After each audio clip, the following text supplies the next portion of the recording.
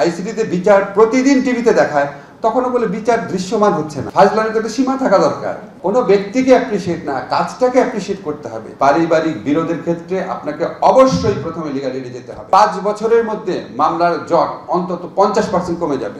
সংস্কারের প্রসঙ্গে কয়েকটা কথা বলি। আপনি কয়েকটা দেখবেন বাংলাদেশি সংস্কার নিয়ে কয়েক ধরনের বিভ্রান্তি কাজ করে। 1 নম্বর বিভ্রান্তি হচ্ছে, অনেকে দেখি বলে বেশ দার্শনিকের মতো একটা চেহারা করে, কোথায় সংস্কার দৃশ্যমান হচ্ছে না। এই জিনিসটা শুনে আমার এত হাসি লাগে। বিচার যতদিন প্রতিদিন আইসিটিতে বিচার প্রতিদিন টিভিতে দেখায়, তখনও বলে বিচার দৃশ্যমান হচ্ছে না। ফাজলামির তো একটা সীমা থাকা দরকার। প্রতিদিনই দৃশ্যমান, তাও বলে কই দৃশ্যমান হচ্ছে না। তা আপনার তো চোখটা থাকতে হবে দেখার।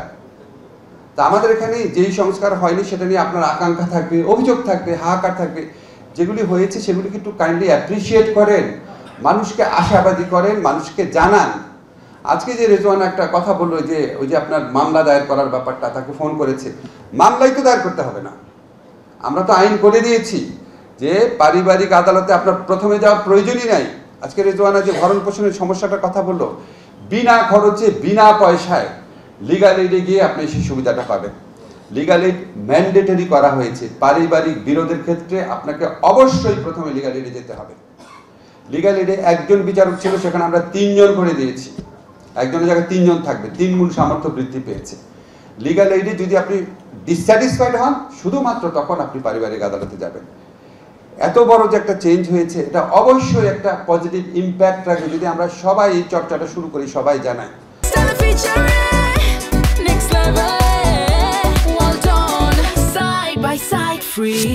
আমাদের ইচ্ছা আছে, আমরা 20টা জেলায় চালু করেছি। আমার অন্যতম স্বপ্ন হচ্ছে যাওয়ার আগে 64টা জেলায় লিগ্যাল এইড ম্যান্ডেটরি করে দিয়ে যাব।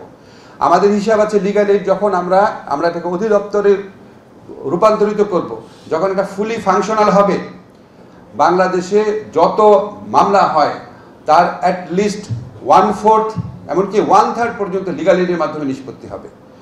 5 বছরের মধ্যে মামলার জট অন্তত 50% কমে যাবে। বাট আমরা তো অনন্তকাল থাকবো না, কিন্তু এই যে কাজগুলো করে দিয়ে গেলাম, এগুলো তো মানুষকে সবাইকে জানাইতে হবে, চর্চার মধ্যে আনতে হবে।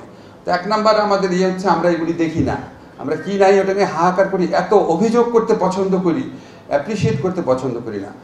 কোনো ব্যক্তিকে অ্যাপ্রিসিয়েট না, কাজটাকে অ্যাপ্রিসিয়েট করতে হবে। সংস্কারের ক্ষেত্রে আমাদের দ্বিতীয় যে চিন্তা, দুশ্চিন্তা, যেই বিভ্রান্তি, সেটা হচ্ছে আমরা মনে করি সংস্কার মানে হচ্ছে সংবিধান পরিবর্তন করা। বাংলাদেশে আমি শুনি যে অর্থনৈতিক খাতে সবচেয়ে বড় সংস্কার যেটা, সেটা হচ্ছে ভ্যাট চালু করা। ঠিক কিনা ভাই? তো ভ্যাট কি সংবিধান পরিবর্তন করে চালু করেছিল? তো আইনের মাধ্যমে চালু করেছে। বাংলাদেশে পরিবেশগত যতটুকু ডিফারেন্স হয়েছে, এটা পরিবেশ আইনের মাধ্যমে হয়েছে। আমাদের এখানে অ্যাসিড সন্ত্রাস একসময় ভয়াবহ ব্যাপার ছিল, এটা এখন প্রায় নাই বললে চলে, আইনের মাধ্যমে হয়েছে। সংবিধান পরিবর্তন করতে হয়। তা আমাদের সমস্ত চিন্তা হচ্ছে, আচ্ছা সংবিধানে তো পরিবর্তন হয়নি, তাহলে মতো সংস্কার হয়নি। ভাই, বহু সংস্কার হয়েছে, এটা জাস্ট লক্ষ্য করতে হবে। আমাদের এই সংস্কার নিয়ে এখানে কোনো ভুল ত্রুটি আছে নাকি সেটা আলোচনা করতে হবে।